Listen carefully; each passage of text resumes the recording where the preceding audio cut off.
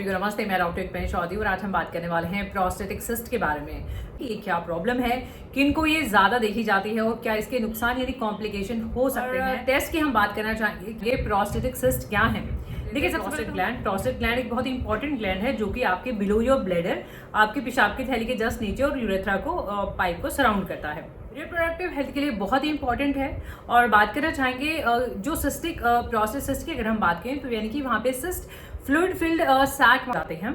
हाँ जी, तो ये प्रोस्टेटिक सिस्ट देखा जाता है, बट ये कंडीशन रेयर है, अनकॉमन है।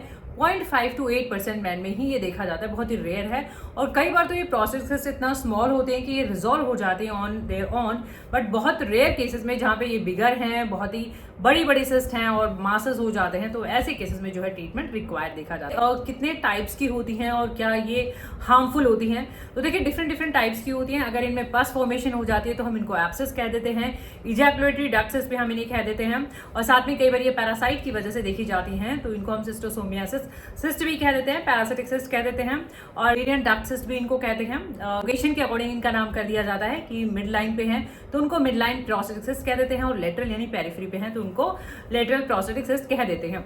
अब एक ही जो इनके कॉज देखे जाते हैं, किस वजह से ये देखी जाती है, क्या इनके पीछे कॉजेस होते हैं, तो यहाँ पे हम बताना चाहेंगे। तो ज्यादातर केसेस में ये कॉन्जेनाइटल होती है यानी कि बाय बर्थ देखी जाती हैं। अब किसी केसेस में ये अपने आप रिजॉल्व भी हो जाती है अगर ये स्मॉल होती हैं, और किसी केसेस में अगर हम बात करें एक्वायर्ड की, यानी कि ये आप एक्वायर करते हैं ड्यू टू इन्फेक्शन, कोई पैल्विक इन्फेक्शन हुआ है, इन्फ्लामेशन है, प्रोस्टेटिक ग्लैंड का इन्फ्लामेशन है यानी स्वेलिंग हुई है वहां पे, या कोई पैरासिटिक इन्फेक्शन है जैसा कि हमने बताया। हम एक दूसरा क्लासिफिकेशन है जिसको हम आर्टिकल सिस्ट भी कहते हैं, और वो जो है कि मिड लाइन पे प्रेजेंट होती हैं। और बात करना चाहेंगे पर्सिस्टेंट मुलेरियन डक्ट सिंड्रोम भी होता है, जिसमें बड़े बड़े नोड्यूल्स देखे जाते हैं और मासेज ऑफ सिस्ट देखे जाते हैं। ये साइन और सिम्टम्स की कि अगर ये सिस्ट हैं तो क्या लक्षण देखे जा सकते हैं। कि सबसे पहले हम यहाँ पे बात करना चाहेंगे, जैसे कि हमने स्टार्टिंग में भी बताया कि अगर ये स्मॉल हैं तो ये कोई बहुत बड़ा कोई कॉम्प्लिकेशन नहीं करती हैं, अपने आप टाइम के साथ साथ ये रिजॉल्व हो जाती हैं अगर आप मॉडरेट एक्टिविटी है। और अगर हम बात करना चाहें कि ये बड़े बड़े मासेस हैं, सिस्टिक है, और कई बार क्या होता है ये बड़े बड़े मासेस में वैसे बिनाइन सिस्ट की अगर हम बात करें, बिनाइन प्रोस्टेटिक सिस्ट अपने आप रिजॉल्व हो जाती हैं, ट्रीटमेंट में बहुत अच्छा रिस्पॉन्स करती है।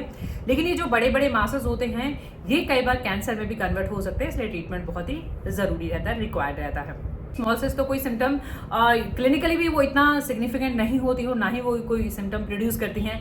बाकी बताना चाहेंगे जो बड़ी सिस्ट होती हैं, लार्जर सिस्ट होती हैं, उनके सिम्टम्स देखे जाते हैं, और ज्यादातर सिम्टम्स आपके यूरिनरी सिस्टम से रिलेटेड रहेंगे। पेनफुल यूरिनेशन हो सकता है जिसको हम डिस्यूरिया कहते हैं, हिमैटोस्पर्मिया भी देखा जा सकता है, रिटेंशन ऑफ यूरिन देखा जा सकता है। यहाँ पे हम बात करना चाहेंगे रिटेंशन ऑफ यूरिन की वजह से हाइड्रोनेफ्रोसिस हो सकता है, और बैक पेन हो सकता है। ओवर यूरिनरी ट्रैक्ट के सिम्टम्स आते हैं, पेनफुल यूरिनेशन, कई बार एक्यूट वहाँ पे इन्फ्लेमेशन भी देखी जा सकती है। यानी कुछ सिम्टम्स हैं जो डिपेंड करेंगे कि साइज कितना है प्रोस्टेटिक सिस्ट का, उसके अकॉर्डिंग ये सिम्टम्स देखे जाते हैं। अगर ये बहुत ही बिगर वन होती हैं तो कई बार इनफर्टिलिटी के केसेस भी देखे जाते हैं। चाहेंगे डायग्नोसिस पार्ट की कि ट्रीटमेंट कैसे जांचें होती है और जांचें कैसे की जाती है और कौन सी जांचें जो है इंपॉर्टेंट होती हैं।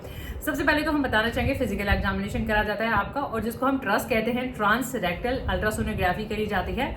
और फिर बताना चाहेंगे एब्डोमिनल अल्ट्रासोनोग्राफी भी हो सकती है पेल्विक मासेस को चेक करने के लिए, है ना, और रिटेंशन ऑफ यूरिन को देखने के लिए सिस्टोस्कोपी हो सकती है, यूरिन फ्लो टेस्ट भी आपका किया जा सकता है। तो ये कुछ जांचें हैं जो हो सकती हैं। बाकी इमेजिंग टेस्ट है, जैसे हम बात करें सीटी स्कैन या MRI की, तो वो टेस्ट भी जो है हो सकते हैं। चाहेंगे हम यहाँ पे ट्रीटमेंट पार्ट की, ठीक है। सबसे पहले तो ये जरूरी रहेगा कि क्या कौन सा टाइप का सिस्ट है, कितना साइज है सिस्ट का, कितने टाइम से, और साथ में एसोसिएटेड सिम्टम्स आपकी क्या है, उसके अकॉर्डिंग आपका ट्रीटमेंट रहेगा। तो अगर हम यहाँ पे बात करना चाहें स्मॉलर सिस्ट की, तो वो तो डिजोल्व हो ही जाती हैं। अगर हम बात करें मीडियम सिस्ट की, तो बहुत इफेक्टिव होम्योपैथी मेडिसिन है, even smaller benign prostatic cyst के लिए और स्मॉलर मीडियम प्रोस्टेटिक सिस्ट के लिए काफी इफेक्टिव होम्योपैथी मेडिसिन है। लार्जर अगर सिस्ट है तो उसमें आपको सर्जिकल अप्रोच का नीड रहेगा, डिपेंड करेगा कि कितना लार्ज है और साथ में क्या एसोसिएटेड सिम्टम्स है। मैंने कपल ऑफ मेडिसिन रखी हुई हैं, और अगर आप यूट्यूब पे देख रहे हैं, सभी मेडिसिन के लिंक आपको नीचे डिस्क्रिप्शन बॉक्स में मिल जाएंगे। सभी मेडिसिन आपको नहीं लेनी है, आपको अपने केस के अकॉर्डिंग मेडिसिन खरीदनी है और उसे थोड़ा रेगुलर टाइम के लिए यूज करना है। ये वैसे बरियाटा काब हम मेल हेल्थ इश्यूज में बहुत अच्छी इंडिकेटेड एक रेमेडी है, और ज्यादातर प्रोस्टेट ट्रबल में यानी प्रोस्टेट से रिलेटेड कोई भी प्रॉब्लम देखी जाती है, बरियाटा काब में बर्निंग यूरिनेशन देखा जाता है, और टेस्टिस का इंड्यूरेशन यानी हार्डनेस देखी जाती है। ये सिम्टम रहेंगे। और साथ में मेंटल हेल्थ सिम्टम की अगर हम बात करें तो बरियाटा काम में मेमोरी वीक होती है और कंफ्यूजन देखा जाता है। तो अगर ये सिम्टम्स हैं तो ये बड़ा क्वांटिटी आप कम क्वांटिटी में ले, 30 या 200 200 पाव में ले, 1-2 ड्रॉप दिन में 1-2 बार खाना खाने से पहले रेगुलरली आप यूज करें। ये कोनियम मैक भी होम्योपैथी में बहुत ही अच्छी रेमेडी है। कोनियम मैक हम जब यूज करते हैं जब आपको ये सारे सिम्टम तो होते ही हैं, यानी सिस्ट होती है, सिस्ट बिगर सिस्ट में भी हम कोनियम मैक को यूज करते हैं। और साथ में कोनियम मैक में इनलार्ज टेस्टिस देखे जाते हैं, यानी टेस्टिस में इतना स्वेलिंग हो जाता है कि टेस्टिस का इनलार्जमेंट देखे जाता है। तो वैसे केसेस में हम कोनियम मैक को यूज करते हैं। का तरीका सेम ही रहेगा, 30 या 200 पाव में 1-2 ड्रॉप दिन में 1-2 बार खाने से पहले। कोनियम मैक में यूरिन फ्लो इंटरप्टर देखा जाता है। देखिए लाइकोपोडियम के बारे में हम बात करना चाहेंगे। लाइकोपोडियम होम्योपैथी में मेल हेल्थ की बात करें, अगर हम प्रोस्टेट की और साथ में गैस्ट्रिक हेल्थ की भी बात करें तो काफी अच्छा रेमेडी रहेगा, इवन यूरिनरी हेल्थ के लिए। लाइकोपोडियम हम जब यूज करते हैं जब आपको प्रोस्टेटिक सिस्ट के साथ साथ सिम्टम देखे जाते हैं बैक एक, यानी अगर आपको कमर में भी दर्द रहता है और रिटेंशन ऑफ यूरिन, यानी आपका यूरिन बार बार फ्रीक्वेंसी लगी रहती है, यूरिन पास करने की कंप्लीट वॉइडिंग नहीं देखी जाती है, तो ऐसे केसेस में हम लाइकोपोडियम को यूज करते हैं। प्रीमेच्योर इजैकुलेशन है, इरेक्टाइल डिस्फंक्शन है, ये सारे सिम्टम्स भी देखे, इवन इंपोर्टेंसी में भी हम लाइकोपोडियम को यूज करते हैं। नेक्स्ट मेडिसिन रहेगा यहाँ पे चिमाफिला। देखिए चिमाफिला अगर हम बात करें तो यूरिनरी ट्रबल के लिए, यानी अगर आपको यूरिन करने में दिक्कतें होती है, you have to apply pressure while passing urine, बहुत ही ज्यादा स्ट्रेन लगाना रहता है यूरिन पास करते टाइम, तो ऐसे केसेस में हम चिमाफिला यूज करते हैं। चिमाफिला काफी अच्छे से दिखाती है। जाएंगे थूजा।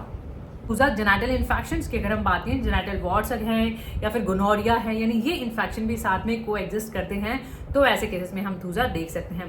थूजा में भी टेस्टिस का इन्फ्लेमेशन है, सूजन है, स्वेलिंग है, ये सारे सिम्टम्स थूजा में भी देखे जाएंगे। प्रोस्टेट का सिस्ट है। स्टेफिसिक एरिया हम यूज करते हैं जब बहुत ही ज्यादा सेंसिटिविटी होती है, सेंसिटिविटी देखी जाती है और बहुत patient dwell on sexual objects और ये हाइपोकॉन्ड्रिक पेशेंट देखे जाते हैं। स्टेफी सिस्टाइटिस यानी यूरिन का ब्लैडर का भी इन्फेक्शन है, इन्फ्लेमेशन है, तो ऐसे केसेस में भी हम स्टेफी को यूज करते हैं।